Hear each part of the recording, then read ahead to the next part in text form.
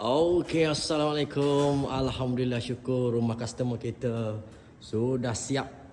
Pemasangan perabot. Ni dia punya wet kitchen.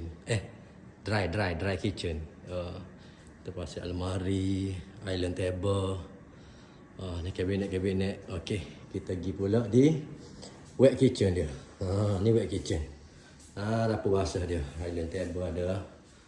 Dia punya kabinet memang cun mengikut cita rasa customer kita.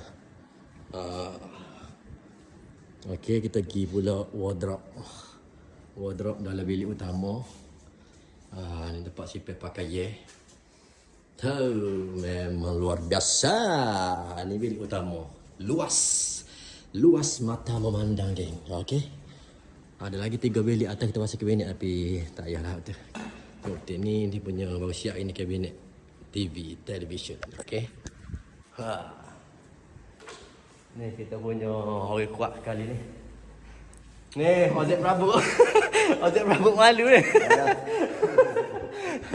Okey geng. Kalau ada siapa-siapa nak nak guna khidmat kita, okey. Boleh raja-raja, okey. Alright.